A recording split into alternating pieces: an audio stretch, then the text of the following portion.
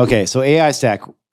One of the things that I've noticed has becoming more and more kind of ubiquitous in the space is this idea of an AI assistant that is not your phone, but something that you can kind of call when you need to remember something, when you need to take notes, when and Tim, I was wearing that little pendant when you and I got together. Hate it. It's always recording. Yeah. And Tim goes to me, he's like, that's always recording? I was like, yeah. And he goes, yeah, I hate to ask you this, but can you just take it off? It's too much anxiety for me. So I had to take off that pendant and put it in my bag. But I agree with you in that it is weird. It does cripple our conversations in our honesty when you know there's something that's there listening all the time, right? Yeah, 100%. And so a couple things. Nothing, the Android phone company, I'm not an investor or anything like that. They make headphones, which I'm wearing right now for this podcast. But one of the things that was really cool is just like when they released these headphones a month ago, they have a little talk button on the headphones.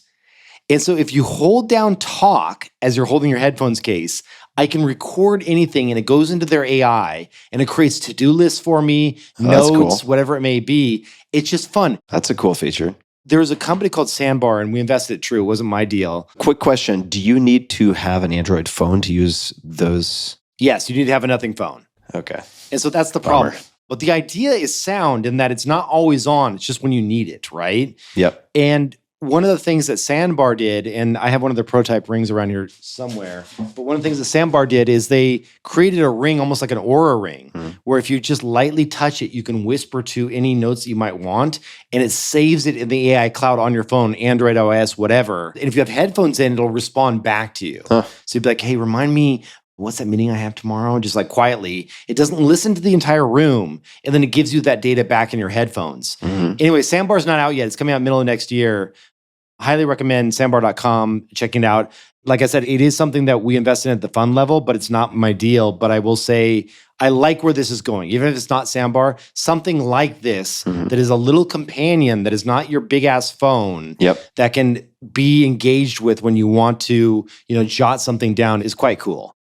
Outside of that, I would say, AI on the Notion front has been quite good. The agents that they've added inside of Notion are phenomenal, and that continues to get better. What do you use that for? How do you use that? Notion just added note-taking now. So if you're in a Zoom or any type of video call, it will automatically prompt you to record the entire thing. And so by default, I always say to people, hey, I'm just, Notion's not actually recording the audio, but they are transcribing it. And they put the meeting notes and the bullet points into my Notion for me. And then I can ask questions of that transcript later on.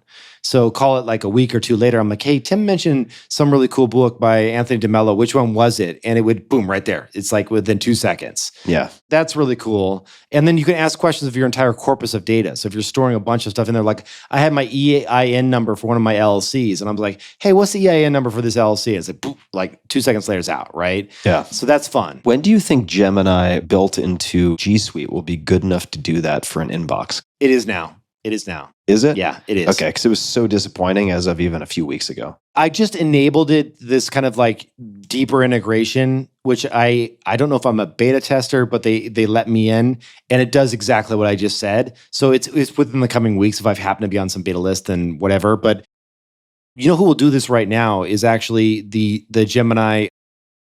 Oh, what are they calling it? It's their kind of AI suite where you can drop documents into it and everything. Everyone's screaming it, right? I mean, you know what I'm talking about, right? Have you played with this? Oh, wait, are you talking about Notebook LM? Yeah, Notebook LM. Yeah. Notebook LM is getting better and better. So here's a fun hack. Okay, this is a great one for your audience because they like your productivity, everything. One thing that's really fun is imagine there's something you want to learn that's new. Insert anything. You want to learn how to do basic Pilates, right? Go to ChatGPT or Gemini or whatever else and say, hey, give me a deep research guide on the fundamentals of Pilates. And then you hit go, right? You wait 5 minutes, whatever. It gives you back a whole script. You copy that, paste it into Notebook LM and say, create me a 5-minute podcast on the fundamentals of Pilates. Yep. And you have an instant podcast primer on that thing. I use that for coding technologies. I've used that for quantum computing. Tim, do you know how quantum computing works? Do you know how gates fold on each other? I didn't. And so I dropped that in there, and then you say, explain it like I'm 5 in a podcast, or not 5, but you would say, explain it like I'm like a freshman in college. Yeah, fifth grader. Yeah, exactly. 5th grader, whatever. Like I have aphantasia and I have no way to recall this later. It gives you this great little podcast, and it's a fun little way to learn anything new on the go. I have to give a plug, and I am an investor in this company because it came up in a group thread. I don't think he would mind me mentioning this, but our mutual friend Chris Sacca was like, my daughter just taught herself about stock trading and this, and this. And he took a screenshot and he's like, she created her own curriculum and . And it was from a startup called Oboe. And if people go to Oboe, that's OBOE.FYI. So oboe.fyi. It just says, what do you want to learn about? We'll make you a course. And you literally just type it out and it gives you everything in one place.